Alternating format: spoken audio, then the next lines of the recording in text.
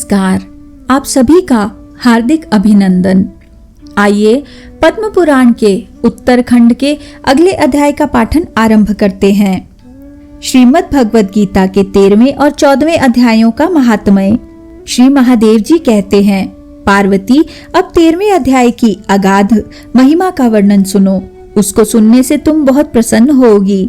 दक्षिण दिशा में तुंगभद्रा नाम की एक बहुत बड़ी नदी है। उसके किनारे हरिहरपुर नामक रमणीय नगर बसा हुआ है। वहाँ साक्षात भगवान हरिहर विराजमान हैं, जिनके दर्शन मात्र से परम कल्याण की प्राप्ति होती है। हरिहरपुर में हरि दीक्षित नामक एक क्षत्रिय ब्राह्मण रहते थे, जो तपस्या और स्वाध्याय में संलग्न तथा वेदों के पारगामी विद्वान थे। उनके एक स्त्री थी, जिसे लोग दुराचारा कहकर पुकारते थे। इस नाम के अनुसार ही उसके कर्म भी थे।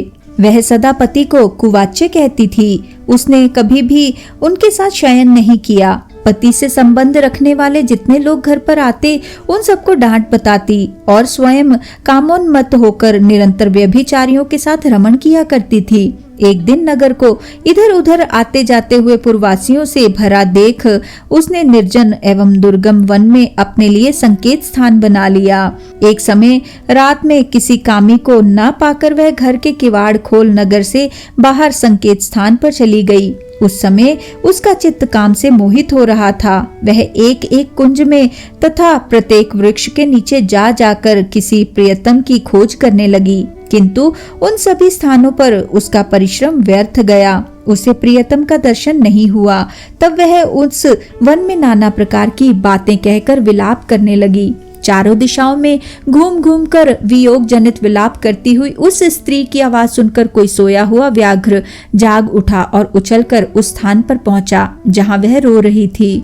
उधर वह भी उसे आते देख किसी प्रेमी की आशंका से उसके सामने खड़ी होने के लिए ओट से बाहर निकल आई। उस समय व्याघ्र ने आकर उसे नख रूपी बाणों के प्रहार से पृथ्वी पर गिरा दिया। इस अवस्था में भी वह कठोर वाणी में चिल्लाती हुई पूछ बैठी, अरे बाघ, तू किस लिए मुझे मारने को यहाँ आया है? पहले इन सारी बातों को बता दे, फिर मुझे मारना। उसकी यह बात सुनकर प्रचंड पराक्रमी व्याघ्र क्षण भर के लिए उसे अपना ग्रास बनाने से रुक गया और हंसता हुआ सा बोला, दक्षिण देश में मलापहार नामक एक नदी है। उसके तट पर मुनिपर्णा नगरी बसी हुई है। वहाँ पंचलिंग नाम से प्रसिद्ध साक्षात भगवान शंकर निवास करते हैं। उसी नगरी में मैं ब्राह्मण कुमार होकर रहता था। नदी के किनारे अकेला बैठा रहता और जो यज्ञ के अधिकारी नहीं है, उन लोगों से भी यज्ञ कराकर उनका अन्न खाया करता था। इतना ही नहीं, धन के लोभ से मैं सदा अपने वेद पाठ के फल को भी बेचा करता था। मेरा लोभ यहाँ तक बढ़ गया था कि अन्य भिक्षुओं को गालियां देकर हटा देता और स्वयं दूसरों का नहीं देने योग्य धन भी बिना दिए ही हमेशा ले लिया करता था। ऋण लेने के बहाने मैं सब लोगों को छला करता था। तदनंतर कुछ काल व्यतीत होने पर मैं बूढ़ा हुआ। मेरे बाल सफेद हो गए, आंखों से सूझता न था और मुंह के सारे दांत गिर गए। इतने पर भी मेरी दान लेने की आदत नहीं छूटी। पर्व आने पर प्रतिग्रह के लोभ से मैं हाथ में कुश लिए तीर्थ के समीप चला जाया करता था।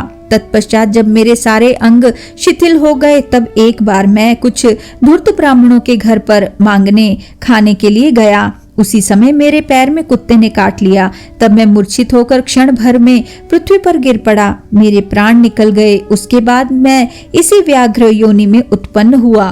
तब से इस दुर्गम वन में रहता हूँ तथा अपने पूर्व पापों को याद करके कभी धर्मिष्ठ महात्मा, यति, साधु पुरुष तथा सती स्त्रियों को मैं नहीं खाता।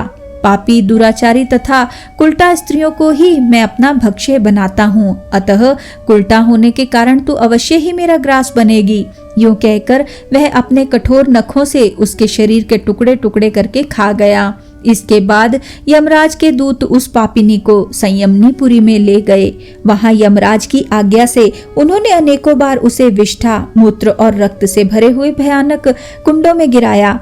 करोड़ों कल्पों तक उसमें रखने के बाद उसे वहां से ले आकर 100 मनवंतरों तक रौरव नरक में रखा। फिर चारों ओर मुंह करके दीन भाव से रोती हुई उस पापिनी को वहां से खींचकर दहनानंद नामक नरक में गिराया। उस समय उसके केश खुले हुए थे और शरीर भयानक दिखाई देता था। इस प्रकार घोर नरक यातना भोग चुकने पर वह महापापिनी इस लोक में आकर चांडाल योनि में उत्पन्न हुई। चांडाल के घर में भी प्रतिदिन बढ़ती हुई वह पूर्व जन्म के अभ्यास से पूर्ववत पापों में प्रवृत्त रही। फिर उसे कोढ़ और राज्य यक्षमा का रोग हो गया, नेत्रों में पीड़ा होने लगी। फिर कुछ काल के पश्चात वह पुनः अपने निवास स्थान को गई, जहां भगवान शिव के अंतपुर की स्वामिनी जम्बका देवी विराजमान है। वहां उसने वासुदेव नामक एक पवित्र ब्राह्मण का दर्शन किया, जो निरंतर गीता के 13वें अध्याय का पाठ करता था। उसके मुख से गीता का पाठ सुनते ही वह चांडाल शरीर से मुक्त हो गई और दिव्य देह धारण करके स्वर्गलोक में चली गई। श्री महादेव जी कहते हैं, पार्वती, अब मैं भव बंधन से छुटकारा पाने के साधन भूत 14वें अध्याय का महात्म्य बतलाता हूँ। तुम ध्यान देकर सुनो। सिंहल द्वीप में विक्रम बेताल नामक एक राजा थे, जो सिंह के समान पराक्रमी और कलाओं के भंडार थे। एक दिन वे शिकार खेलने के लिए उत्सुक होकर राजकुमारों सहित 2 कुतियों को साथ लिए वन में गए। वहां पहुंचने पर उन्होंने तीव्र गति से भागते हुए खरगोश के पीछे अपनी कुतिया छोड़ दी। उस समय सब प्राणियों के देखते देखते खरगोश इस प्रकार भागने लगा मानो कहीं उड़ गया हो। दौड़ते दौड़ते बहुत थक जाने के कारण वह बड़ी खंदक में गिर पड़ा। गिरने पर भी वह कुतिया के हाथ नहीं आया और उस स्थान पर जा पहुंचा जहां का वातावरण बहुत ही शांत था। वहां हरिण निर्भय होकर सब और वृक्षों की छाया में बैठे रहते थे। बंदर भी अपना आप टूटकर गिरे हुए नारियल के फलों और पके हुए आमों से पूर्ण तृप्त रहते थे। वहां सिंह हाथी के बच्चों के साथ खेलते और सांप निडर होकर मोर के पाखों में घुस जाते थे। उस स्थान पर एक आश्रम के भीतर वत्स नामक मुनि रहते थे, जो जितेंद्रिय एवं शांत स्वभाव से निरंतर गीता के 14वें अध्याय का पाठ किया करते थे। आश्रम के पास ही वत्स मुनि के किसी शिष्य ने अपना पैर धोया था। उसके जल से वहां की मिट्टी गीली हो गई थी। खरगोश का जीवन कुछ शेष था। वह हाफता हुआ आकर उसी कीचड़ में गिर पड़ा। उसके स्पर्श मात्र से ही खरगोश संसार सागर के पार हो गया और दिव्य विमान पर बैठकर स्वर्गलोक को चला गया। फिर कुतिया भी उसका पीछा करती हुई आई। वहां उसके शरीर में भी कुछ कीचड़ के छींटे लग गए। फिर भूख प्यास की पीड़ा से रहित हो कुतिया का रूप त्याग कर उसने दिव्यांगना का रमणीय रूप धारण कर लिया तथा गंधर्वों से सुशोभित दिव्य विमान पर आरूढ़ हो वह भी स्वर्गलोक को चली गई। यह देख मुनि के मेधावी शिष्य स्वकंधर हंसने लगे। उन दोनों के पूर्व जन्म के वैर का कारण सोचकर उन्हें बड़ा विस्मय हुआ था। उस समय राजा के नेत्र भी आश्चर्य से चकित हो उठे। उन्होंने बड़ी भक्ति के साथ प्रणाम करके पूछा, विप्रवर, ये नीच योनि में पड़े हुए दोनों प्राणी कुतिया और खरगोश ज्ञानहीन होते हुए भी जो स्वर्ग में चले गए, इसका क्या कारण है?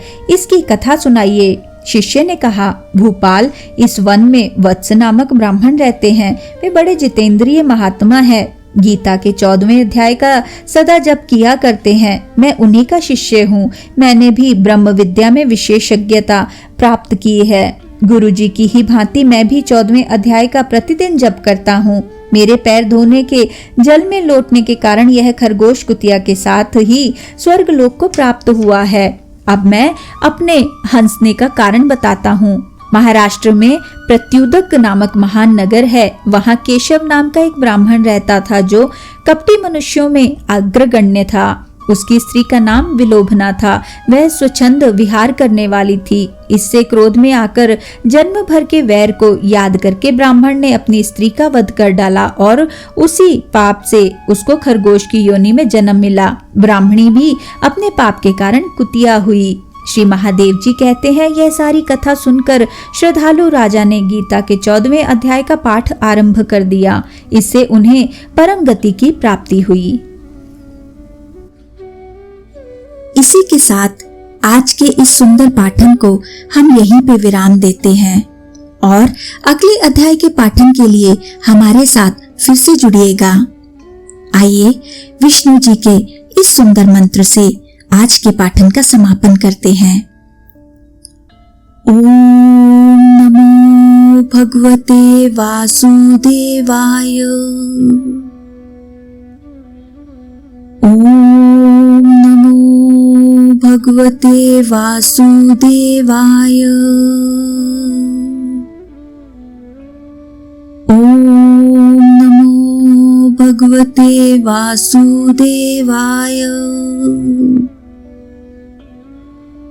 ओम नमो भगवते वासुदेवाय।